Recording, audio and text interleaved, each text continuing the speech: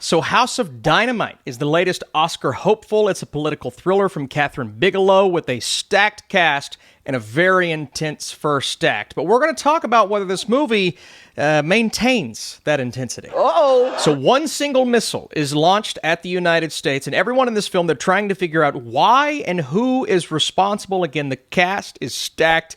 Idris Elba, Gabriel Basso, Jared Harris, Anthony Ramos, Moses Ingram, Greta Lee, Jason Clarke, Rebecca Ferguson, and numerous others that I'm probably forgetting, and people who kind of pop up as mini cameos throughout this film. It is so stacked, and as you expect, they all do a fantastic job and really kind of elevate this material that oftentimes doesn't quite have enough there to kind of justify this runtime, which isn't really all that lengthy. But what this movie does is it's showing you different perspectives of all of the people responsible in figuring this thing out, preventing this nuclear missile from hitting the United States, and then deciding whether or not they are going to counter this attack. And a script that does give you an incredible amount of insight into the decisions that are happening during something like this. That is this fabricated reality that this movie is giving us, but at the same time, it's also terrifying because you're watching this like, I don't want this to happen because, I'd panic too.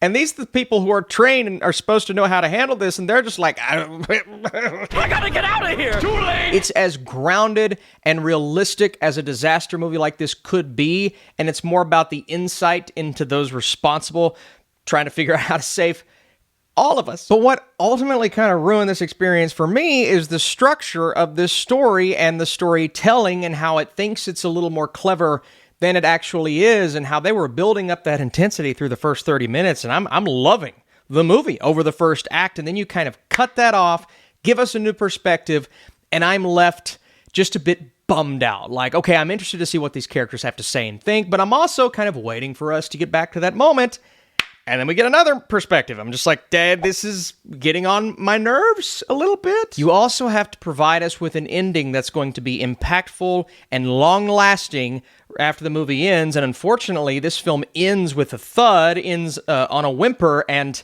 I didn't really like anything about the way that it went out. And when I'm that disappointed with an ending that started out so strong, unfortunately, the movie's going to lose me as a whole. So House of Dynamite has a lot going for it. Didn't quite work for me, but it is a potential Oscar player, and so be on the lookout and let me know what'd you think of it. Was it explosive? No. Boo!